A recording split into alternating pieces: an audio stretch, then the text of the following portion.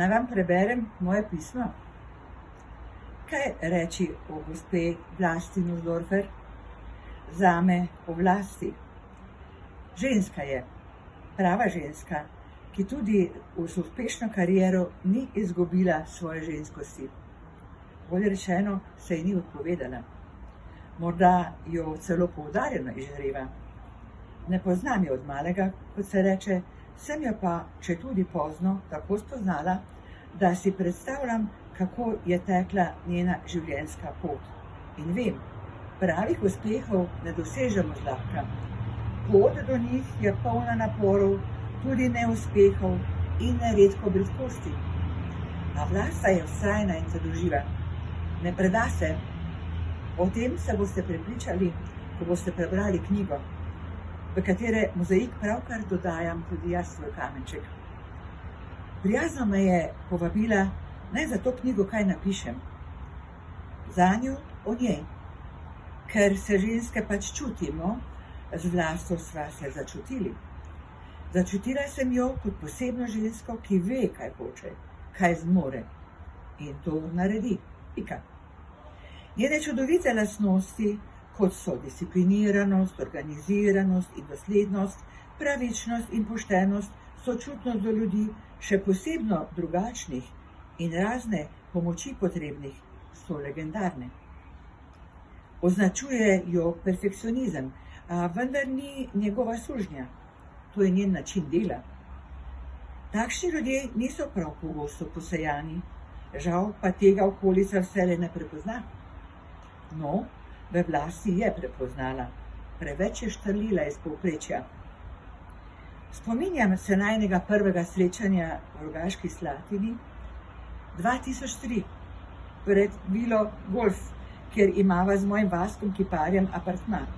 Zalivam rože, ko v črni obleki in z mobilnim telefonom ob ušesu prihiti do vhoda neka gospa in prijazno pozdravi. Beseda da besedo, obe sva zgovorni, se predstaviva in ugotoviva, da je lastnica apartmaja v pritličju s pogledom na park. Midva z Vaskom pa domujeva v mansardi. Malo sem se tudi pohvalila, da sem pravkar izdala knjižico Dotiki besed, ki jo darujem Unicefu in da jo bom 4. novembra predstavila tudi v Ljubljani, v hotelu Turist. Dvorana je bila na predstavitvi polna in na moje veliko presenečenje zagledam gospod Nussdorfer, ko prihaja s šopkom rumenih vrtnic in sede zadaj, na koncu pa mi šopek podari s prijaznimi besedami. Tega bo kmalu 20 let. Skoraj 20 let druženja z njo, njenim Borutom in mojim Vaskom, 20 let srečevanj, sosedovanj in veliko spominov. Pa najinih ukradenih uric, ko ob mehurčkih penine modro razpredava in po žensko klepetava o vsem, o življenjskih radostih in težavah, o preteklosti, o ciljih, jaz, ki sem bila že upokojena, le še v svoji službeni preteklosti.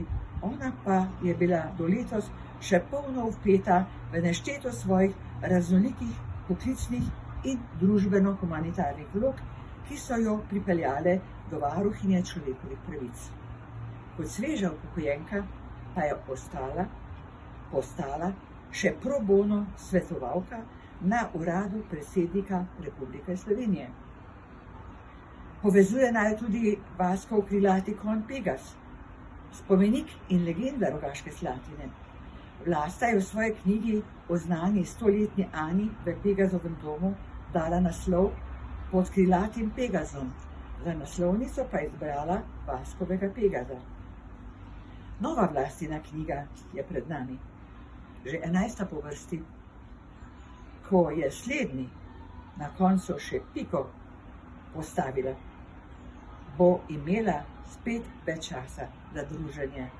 Upam in se veselim.